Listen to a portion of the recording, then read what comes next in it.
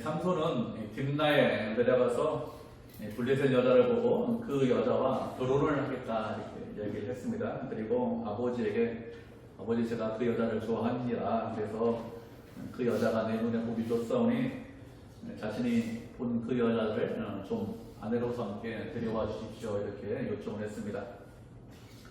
삼손이 이렇게 블레셋 여자와 결혼을 하려고 하는데 삼손이 이렇게 하는 것은 하나님께서 틈을 타서 블레셋을 치기 위해서 블레셋 여자와 결혼하는 것을 허용하시는 것이다 이렇게 말씀을 드렸습니다. 삼손이 이방 여자와 결혼을 하려고 하는데 하나님께서는 그 틈을 이용해서 블레셋 사람을 치려하십니다. 그러면 하나님께서 블레셋 사람을 치려고 하시는 이유가 무엇일까요? 블레셋 사람들이 지금 이스라엘을 다스리고 있습니다. 그렇게 다스리고 있는데 특이한 점이 하나가 있어요. 특이한 점이 무엇인가 하면 이스라엘 백성들이 그것으로 인해서 부르짖었다 이런 말씀이 없습니다. 이전에 다른 민족, 다른 나라 이방 사람들이 이스라엘을 압제할 때, 이스라엘을 통치할 때는 그들이 부르짖었습니다.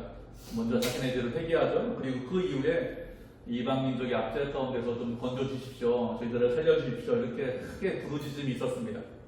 그런데 블레셋이 이스라엘을 통치했는데 40년간 통치했거든요. 그런데 그 기간 동안 이스라엘 백성들이 부르짖었다 이런 말씀이 없습니다. 그러면 40년이나 통치했는데 왜 부르짖지 않았을까요?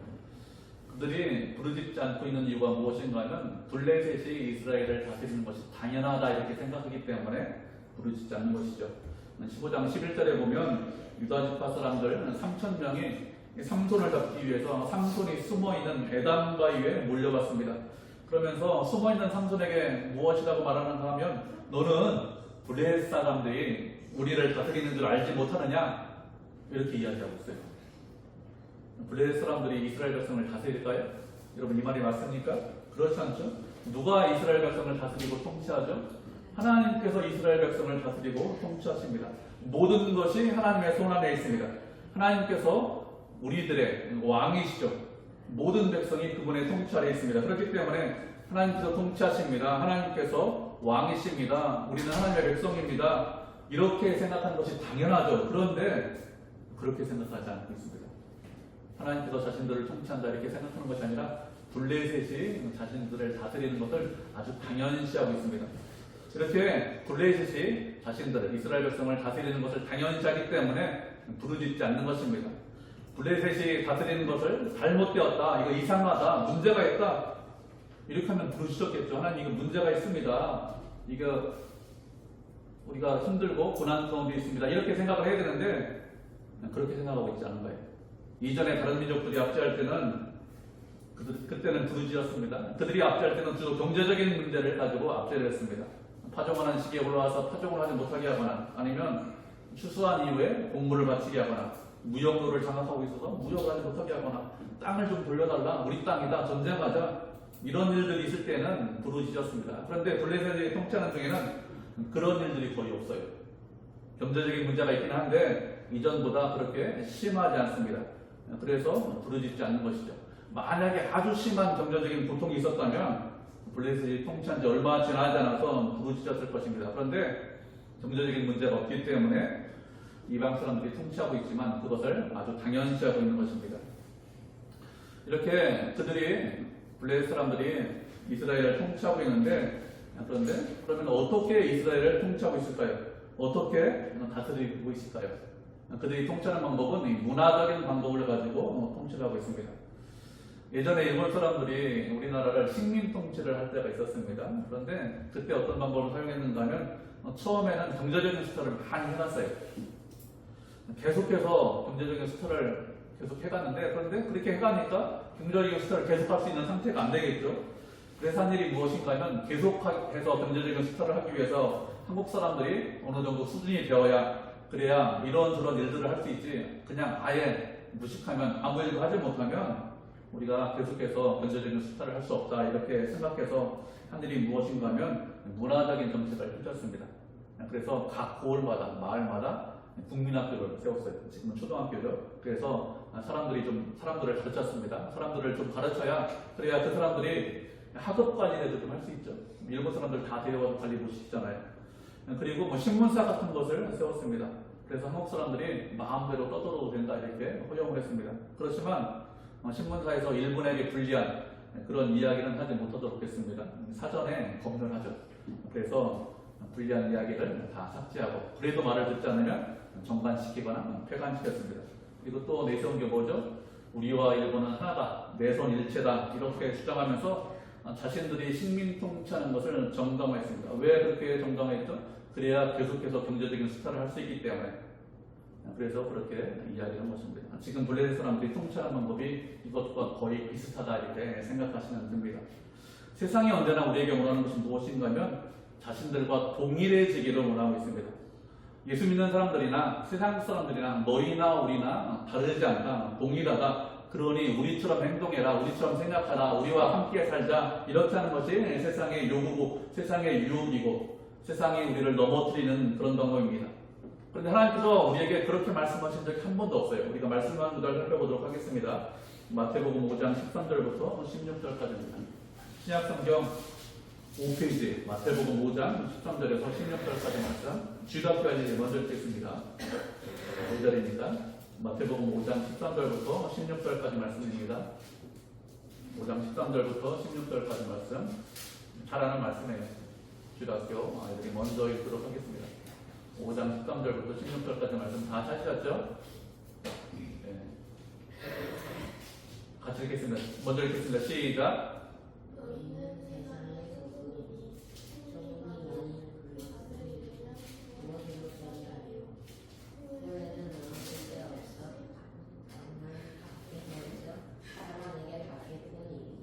너희는 세상의 빛이라. 사람이 있는 동네가 숨겨지지 못할 것이요.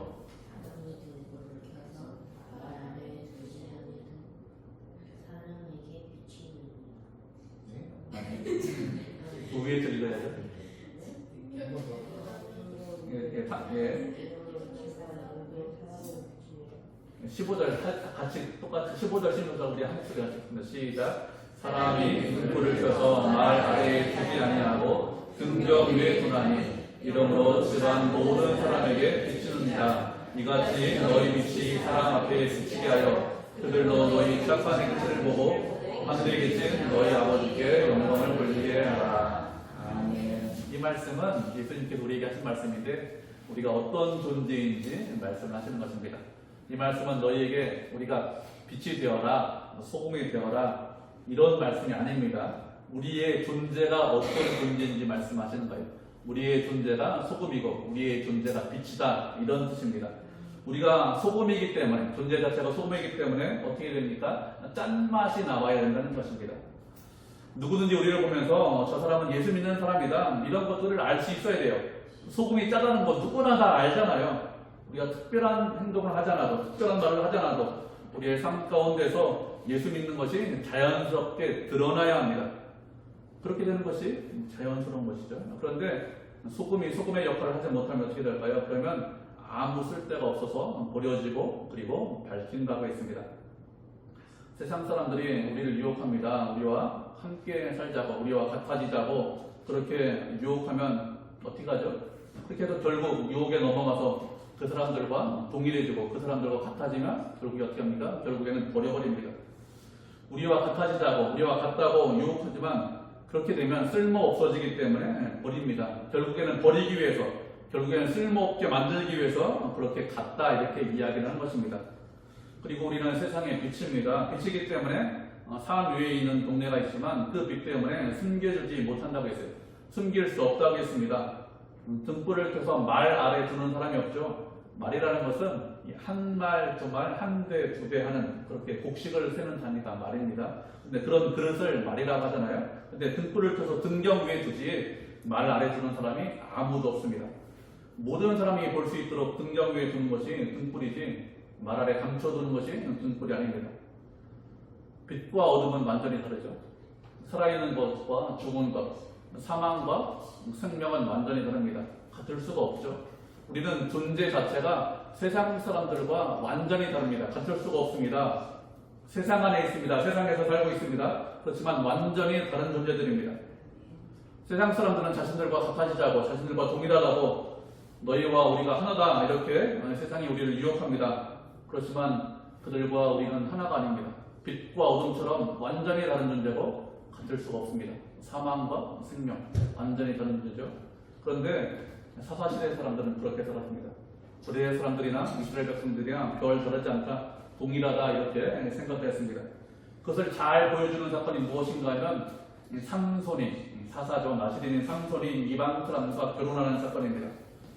그들과 결혼한다는 것, 무슨 뜻입니까? 그들과 다르지 않다는 것입니다. 그들과 다르지 않고 하나다, 밀착되어 있다는 것이죠. 하나님께서 우리에게 가장 먼저 말씀하시는 것이 무엇이냐? 우리가 누구인지 알라는 거예요. 우리는 하나님의 자녀입니다. 하나님의 자녀라는 것은 하나님께서 모든 것을 책임지신다는 것입니다. 우리가 하나님의 자녀가 된 것은 우리의 노력 때문에, 우리의 열심 때문에 된 것이 아닙니다. 우리의 힘 때문에 된 것이 아니죠. 경제적으로 부유하기 때문에, 많이 배웠기 때문에, 아니면 다른 조건이나 다른 이유가 있기 때문에 하나님의 자녀가 된 것이 아닙니다. 하나님의 자녀가 된 것은 하나님의 은혜로 우리가 새로 태어났습니다. 새로운 피조물이 되었습니다. 그래서 하나님의 자녀가 되었습니다. 다른 방법으로 하나님의 자녀가 될 수 없죠. 하나님의 자녀가 되는 유일한 방법, 새로 태어나는 것입니다. 물과 성령으로 거듭나야, 그래야 하나님의 자녀가 될 수 있습니다. 이렇게 새로 태어났기 때문에 세상과는 완전히 다른 존재가 되었습니다. 새로운 피조물이 되었죠. 그래서 하나님께서 우리에게 원하시는 것이 무엇이냐? 언제나 다른 기준을 제시하십니다. 하나님께서 우리에게 무엇이라고 말씀하셨습니까? 내가 거룩하니까 너희도 거룩해 하라. 이렇게 말씀하셨습니다.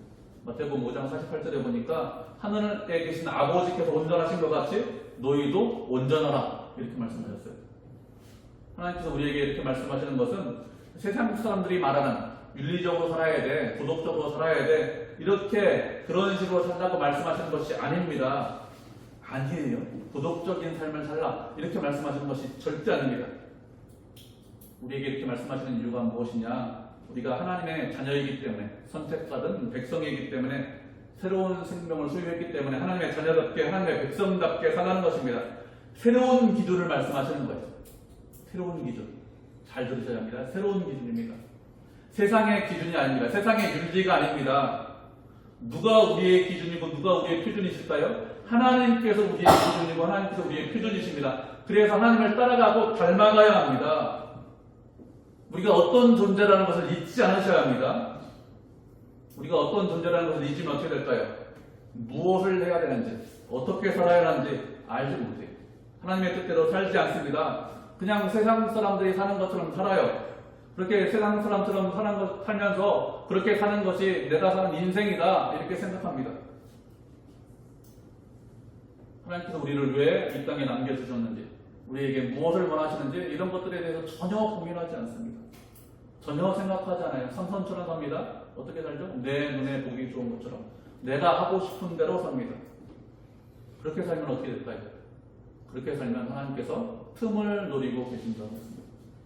삼손은 나시린입니다. 사사입니다. 그런데 나시린이나 사사, 이게 무슨 의미인지, 왜 하나님께서 그렇게 선택하셨는지 그 의미를 잘 알지 못했어요. 그래서 어떻게 했습니까? 눈에 보기 좋은 일만 했습니다. 내가 하고 싶은 대로 살았습니다. 불의 사람과 결혼했습니다. 불의 사람과 그 당시 사람들이 결혼해서 살아도, 하나가 되어 살아도 아무런 문제가 없겠지, 이렇게 생각했습니다. 그런데 어떻게 되었을까요? 삼손이 결혼해서 결국에는 삼손과 불의 사람이 전쟁했습니다. 그들을 죽이고 그들과 전쟁하기 위해서, 그래서 내가 보기 좋은 예쁜 여자와 결혼했습니까? 그렇지 않겠죠. 결혼을 해서 그냥 행복하게 살려고 결혼했을 것입니다. 그냥 나는 그 여자가 좋아서, 나는 그 여자가 예뻐서 결혼했는데, 그것을 보고 계시던 하나님께서 어떻게 만드셨다고요? 하나님께서 불의 사람과 전쟁을 하게 만드셨습니다. 왜 전쟁하고 그들과 싸우게 만드셨을까요? 전쟁을 해야 그들과 하나가 되지 않기 때문에 그렇습니다. 전쟁하면 어떻게 됩니까? 전쟁하면 원수가 돼요. 전쟁을 하게 하신 것은 세상과 원수가 되게 하기 위해서 전쟁을 하게 하신 것입니다. 우리가 세상에서 여러 가지 일들을 만납니다. 그 여러 가지 일들이 우리를 힘들게 하고 어렵게 하죠. 좋은 마음으로 그 일을 했습니다. 특별하게 생각하지 않고 선의로 그냥 내가 좋아해서 그런 일을 했습니다. 그런데 그런 것들이 나를 힘들게 하고 어렵게 할 때가 많이 있죠. 왜 그럴까요? 왜 그런가 하면 우리가 세상에 매여 있지 말라고, 세상에 살고 있지만 세상에 속하지 말라고 그렇게 되는 것입니다. 이런저런 일들, 어려운 일들, 힘든 일들을 겪으면서 깨닫는 것이 있죠. 무엇을 깨닫습니까? 세상에는 소망이 없다는 것을 깨닫게 됩니다. 세상에 살고 있지만 세상에서는 소망이 없습니다. 세상에서 소망은 오직 예수님밖에 없습니다. 세상에는 어떤 것도 우리의 소망이 되지 못해요. 물질도, 지식도, 건강도, 우리가 좋아하는 여러 가지, 우리가 필요한 여러 가지 것들이 있는데 그런 것들이 소망이 되지 못합니다. 필요 없다는 것이 아니에요. 중요하지 않다는 것이 아닙니다. 중요합니다. 꼭 필요합니다. 그렇지만 소망은 아닙니다. 주님만이 우리의 소망이시죠.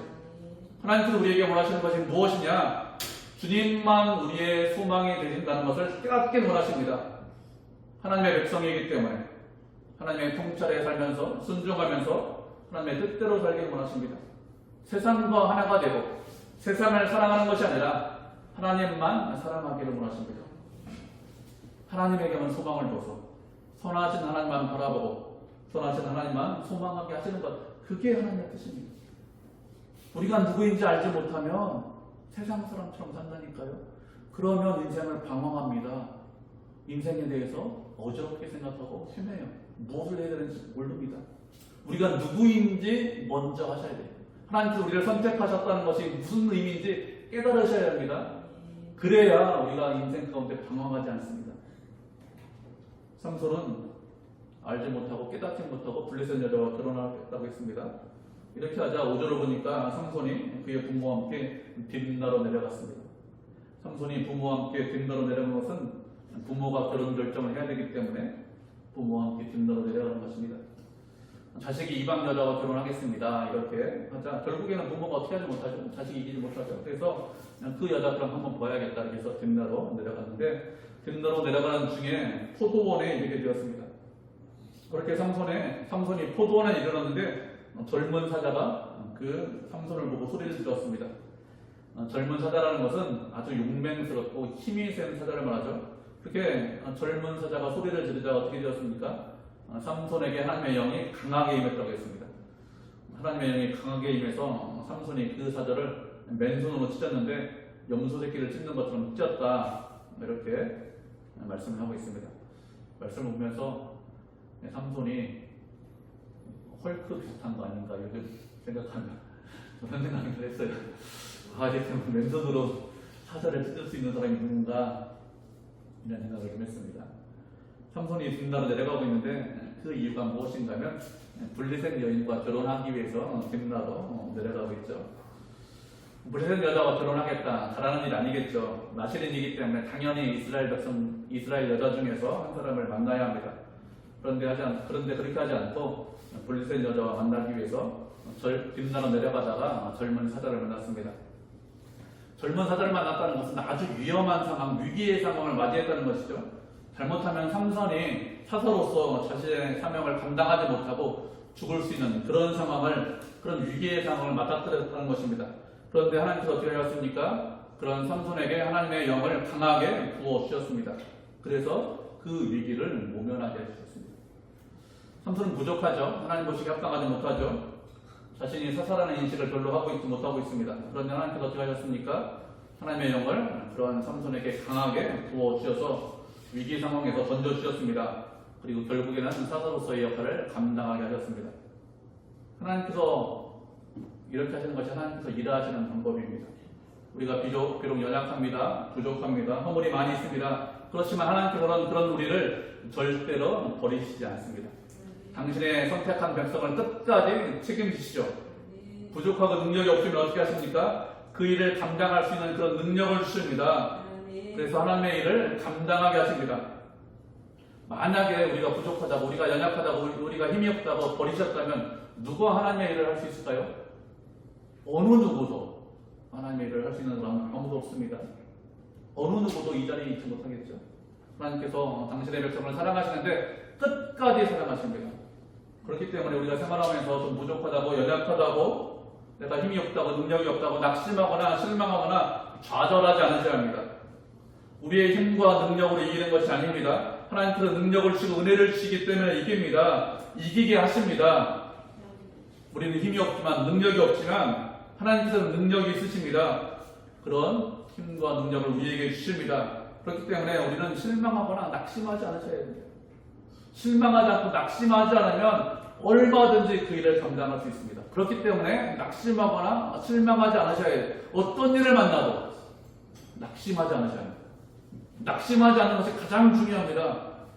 실망하면 낙심하면 할 수 있는 것이 없어요. 그렇지만 낙심하지 않고 끝까지 주님을 믿고 의지하면 그러면 주님께서 은혜를 주시기 때문에 얼마든지 그 일을 감당할 수 있습니다. 낙심하지 않으셔야 합니다. 우리가 말씀한 구절 살펴보도록 하겠습니다. 여호수아 1장 5절부터 9절까지입니다. 구약성경 319페이지입니다. 여호수아 1장 5절부터 9절까지 구약성경 319페이지. 한 절씩 교독하고 마지막 절 합독하도록 하겠습니다. 여호수아 1장 5절부터 9절까지입니다. 여호수아 1장 5절 제가 먼저 읽도록 하겠습니다. 구약성경 319페이지네요. 성경으로. 내 평생에 너를 능히 대적할 자가 없으리니 내가 모세와 함께 있던 것 같이 너와 함께 있을 것임이니라. 내가 너를 떠나지 아니하며 버리지 아니하리니.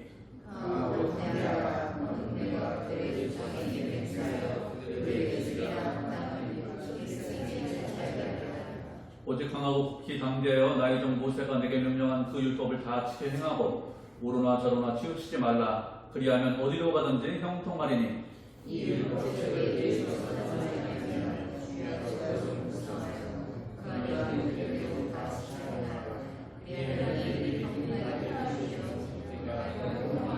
네, 9절 같이 읽겠습니다. 내가 내게 명령한 것이 아니냐. 강하고 담대하라. 두려워하지 말며 놀라지 말라. 내가 어디로 가든지 내 하나님 여호와가 너와 함께 하느니라 하십니다. 아멘. 출애굽해서 가나안 땅에 들어가려고 하는 여호수아에게 하나님께서 하신 말씀입니다. 이스라엘 백성들을 출애굽시킨 위대한 지도자 모세죠. 광야 40년 동안 함께한 그런 훌륭한 다시 엎을 만한 그런 지도자 모세는 이미 죽었습니다. 이제는 누가 여호수아가 백성들을 이끌고 가나안 땅에 들어가야 합니다. 그가 백성들과 함께 가나안 땅에 들어가면 그 땅에서 무엇을 해야 되느냐? 전쟁을 해야 됩니다. 얼마나 많은 나라와 전쟁을 해야 하는가 하면 31개의 나라와 전쟁을 해야 합니다. 그 당시 이스라엘 민족만 하거나 그들보다 좀 더 크거나 그들보다 좀 더 작은 그런 나라가 가나안 땅에 31개의 나라가 있었습니다. 그런 31개의 나라와 전쟁을 해서 그들을 다 물리쳐야 그래야 이스라엘 백성들이 가나안 땅에 정착해서 살 수 있었습니다.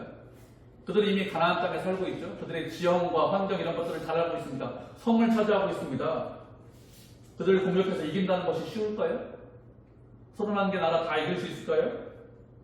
그렇지 않죠. 전쟁하면 어떻게 됩니까? 당연히 죽는 사람들이 생깁니다.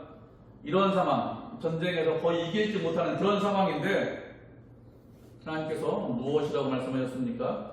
내가 모세와 함께 있던 것 같이 너와 함께 있을 것이다 이렇게 말씀하셨습니다. 내가 너를 떠나지 아니하며 버리지 아니하며 늘 너와 함께 할 것이니 강하고 담대하라. 두려워하지 말라. 놀라지 말라 이렇게 말씀하셨습니다. 어디로 가든지 무엇을 하든지 주님께서 함께 하실 것이기 때문에 두려워하지 말고 놀라지 말라고 하셨습니다. 그러면서 하신 말씀이 무엇이죠? 순종하라고 하셨습니다. 율법책에 기록된 말씀대로 다 지켜 행하라 이렇게 말씀하셨어요. 31개의 나라와 전쟁을 해야 되는데 전쟁에 승리하기 위해서 어떤 전략이 필요하다, 군사력을 보강해야 된다, 식량이 필요하다, 책사가 필요하다, 무기가 필요하다 이런 것들에 대해서 전혀 말씀하시지 않았습니다. 주의 말씀에 순종하고 좌로나 우로나 치우치지 말라고 하셨습니다. 왜 이렇게 말씀하셨을까요? 전쟁을 앞두고 있는데 우리가 주님의 말씀에 순종하면 하나님께서 승리를 주시기 때문에 그렇습니다. 여호수아와 이스라엘 백성들이 강하고 담대하기 때문에 능력이 있기 때문에 힘이 있기 때문에 가나안 땅을 차지한 것이 아닙니다.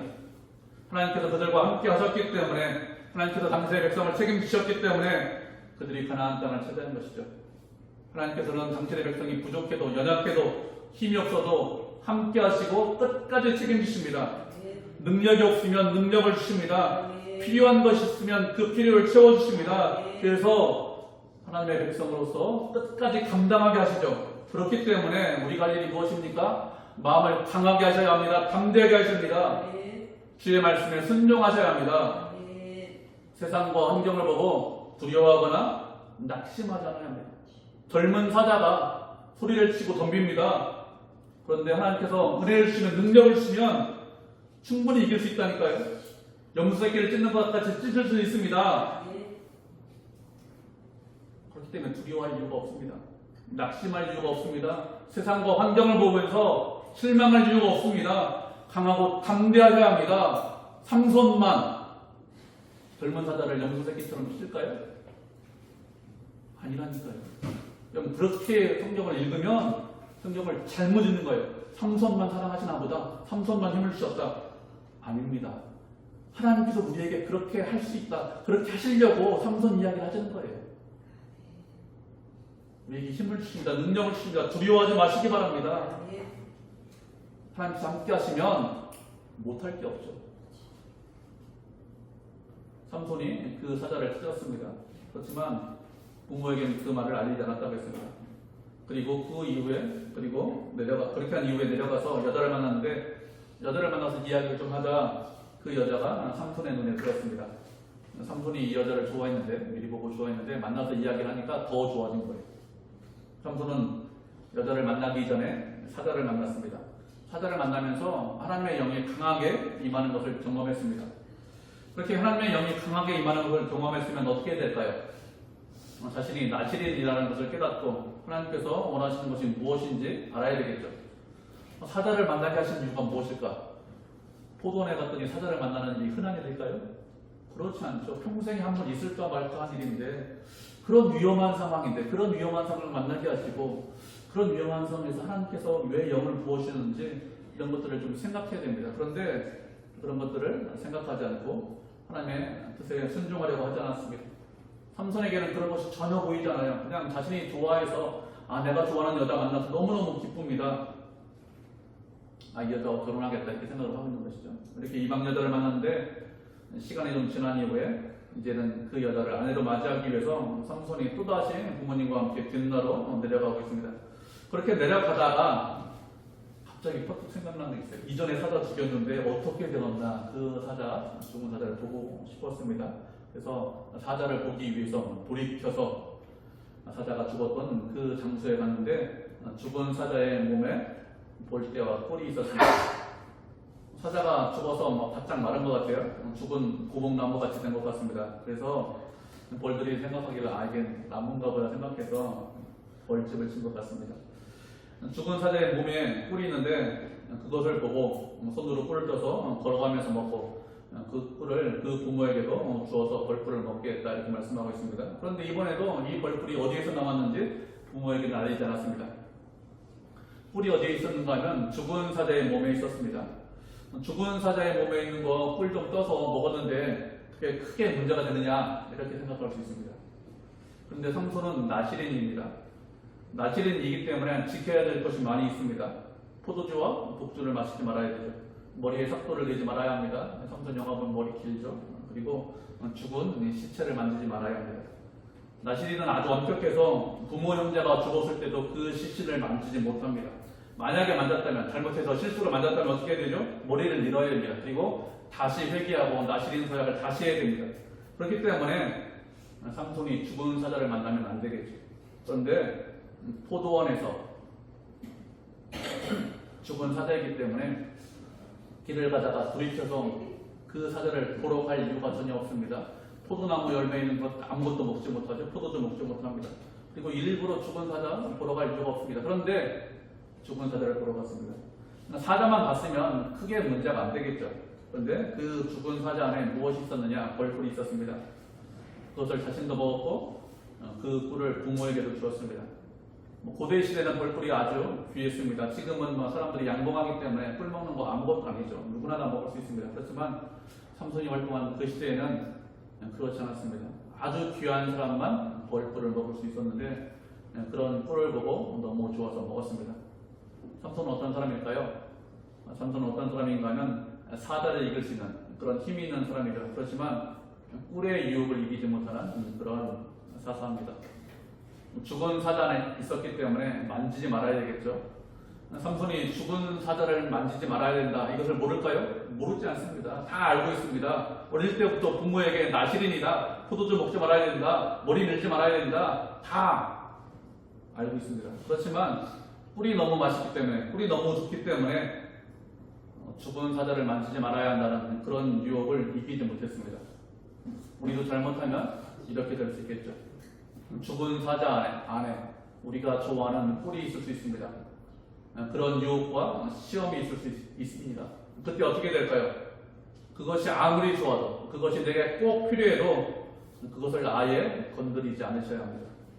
세상이 우리를 유혹하는 방법입니다. 세상이 우리를 넘어뜨리는 방법이죠. 죽은 사자 안에 꿀을 넣습니다.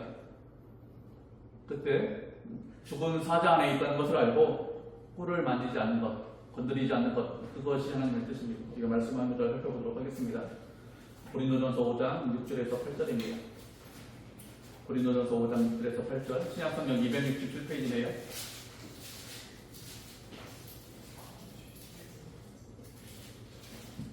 제자리님 보기 한 목소리 읽겠습니다. 고린도전서 5장 6절에서 8절입니다. 신약성경 267페이지 성경으로 고린도전서 5장 6절에서 8절 찾으셨죠? 우리 한 목소리 같이 읽겠습니다. 시작. 너희가 잘하는 것이 옳지 아니한다. 적은 누룩이 온 덩어리에 퍼지는 것을 알지 못하느냐. 너희는 누룩 없는 자인데 새 덩어리가 되기 위하여 묵은 누룩을 내버리라. 우리의 유월절 양 곧 그리스도께서 희생되셨느니라. 이러므로 우리가 명절을 지키되 묵은 누룩으로도 말고 악하고 악에 찬 누룩으로도 말고 누룩이 없이 오직 순전함과 진실함의 떡으로 하자. 아멘. 우리 고린도 교회 성도들을 권면하면서 하는 말이죠. 적은 누룩이 온 덩어리에 퍼지는 것을 알지 못하느냐라고 했습니다. 악한 것인데 작은 것들을 허용하면 그것이 모든 곳에, 온 덩어리에, 온 몸에 퍼진다는 것이죠. 그래서 온 덩어리를 썩고 부패하게 만든다는 것입니다. 우리는 그런 사람들이 아니라고 했습니다. 누룩이 없는 자라고 했습니다. 하나님의 은혜로 새로운 생명을 얻은 자들입니다. 그렇기 때문에 새로운 덩어리가 되기 위해서, 새로운 사람이 되기 위해서 묵은 누룩을 버리셔야 합니다. 과거에, 이전에 우리가 좋아하고 사랑하는 모든 것들을 다 버리셔야 합니다. 악하고 추한 것들을 버리고 새로운 삶을 살아야 합니다. 작은 것을 허용하면 그 작은 것이 모든 곳에 다 퍼집니다. 작은 것이라도 악한 것이라면 허용하지 않으셔야 합니다. 그렇게 거룩하게 살라고 예수님께서 우리를 위해서 십자가에 달려 돌아가셨죠. 우리는 더 이상 죄인이 아닙니다. 더 이상 악한 것을 허용하면서 살지 않아야 합니다. 누룩이 없는 자이기 때문에 거룩하게 명절을 지키자고 했습니다. 거룩하게 주님 앞에 서자는 것이죠.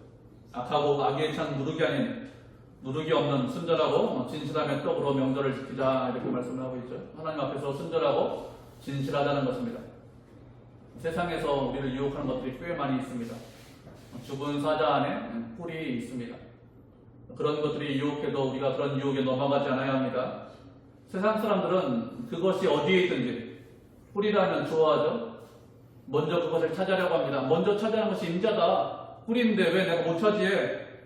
내 거지 먼저 왔으니까. 그게 세상입니다. 근데 우리는 그런 사람들이 아닙니다. 죽은 사자 안에 꿀이 있으면 그것이 아무리 좋아도, 그것이 아무리 필요해도, 꼭 있어야 돼도 건드리지 않으셔야 합니다. 더 이상 악한 노력, 과거의 노력을 가지고 있는 사람들이 아니죠. 주님의 은혜로 새로운 주님의 자녀가 되었습니다. 주님의 백성이 되었습니다. 새로운 생명을 소유하게 되었어요. 어둠이 아닙니다. 존재 자체가 빛으로 바뀌었습니다. 소금으로 바뀌었습니다. 그렇기 때문에 다르게 사셔야 합니다. 신분에 걸맞게 사셔야 합니다. 하나님을 사랑하시고 형제를 사랑해야 됩니다. 빛입니다. 생명입니다. 소금입니다. 우리의 역할을 감당하셔야 합니다.